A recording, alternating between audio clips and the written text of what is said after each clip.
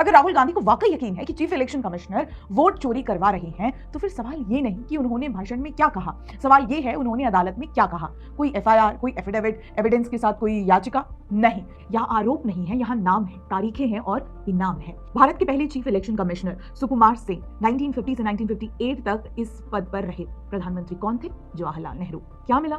पद्म भूषण और बाद में बुर्दवान यूनिवर्सिटी का वाइस चांसलर। यानी चुनाव आयोग से रिटायर होकर सीधे विश्वविद्यालय की कुर्सी तक। संयोग या संदेश? संस्था से बाहर निकलते ही व्यवस्था इंतजार कर रही है। दूसरे इलेक्शन कमिश्नर केवीके सुंदरम, कार्यकाल 1958 से 1967। प्रधानमंत्री सत्ता में अब भी कांग्रेस पर इस बार सत्ता का चेहरा बदल चुका था, इंदिरा गांधी। क्या मिला? पद्म विभूषण, देश का दूसरा सबसे बड़ा नागरिक सम्मान, सीईसी पद छोड़ने के बाद। तीसरे सीईसी एसपी सेन वर्मा 1967 से 1972 तक। ये वो दौर था जब कांग्रेस के भीतर खुद सत्ता संघर्ष चल रहा था। सिंडिकेट बनाम इंदिरा। सेन वर्मा ने क्या किया? किसी गुट का पक्ष नहीं लिया, तटस्थ रहे, चुनाव आयोग को सत्ता संघर्ष से दूर रखा। नतीजा? कोई पद्म नहीं, कोई राजनीतिक पद नहीं, कोई पोस्ट रिटायरमेंट उपहार नहीं। याद रखिए, कांग्रेस के सिस्टम में न्यूट्रलिटी का यही इनाम है, शून्य। चौथे सीईसी नागेंद्र सिंह 1972 से 1973। प्रधानमंत्री इंदिरा गांधी, कार्यकाल छोटा था पर इनाम बड़ा।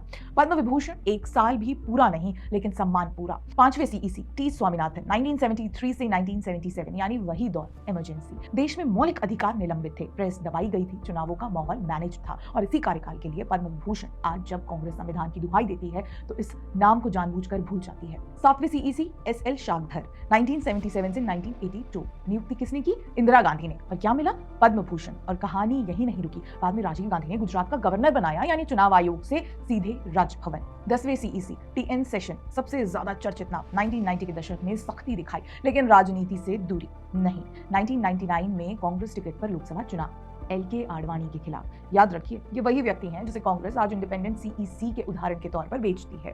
11वें सीईसी एमएस गिल 1996 से 2001। सीईसी बनने के बाद 2004 से 2016 तक कांग्रेस ने राज्यसभा सांसद मनमोहन सिंह सरकार में मंत्री, यानी चुनाव आयोग से सीधे सत्ता के गलियारे तक। 12वें सीईसी जेएम लिंगदो। एक तथ्य अक्सर दबा दिया जाता है, यूथ कांग्रेस के आंतरिक चुनाव आयोजित करवाए। आज कांग्रेस जिन यूथ कांग्रेस चुनावों को लोकतंत्र का मॉडल बताती है, वो भी एक पूर्व सीईसी के हाथों से।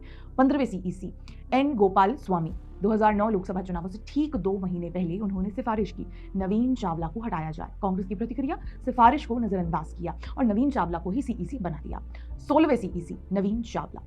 शाह कमीशन रिपोर्ट में साफ लिखा है, ये व्यक्ति किसी भी सार्वजनिक पद के लिए अनुपयुक्त है, फिर भी कांग्रेस ने उन्हें चीफ इलेक्शन कमिश्नर बनाया। यहीं से कांग्रेस के नैतिक भाषणों की आखिरी परत भी उतर जाती है।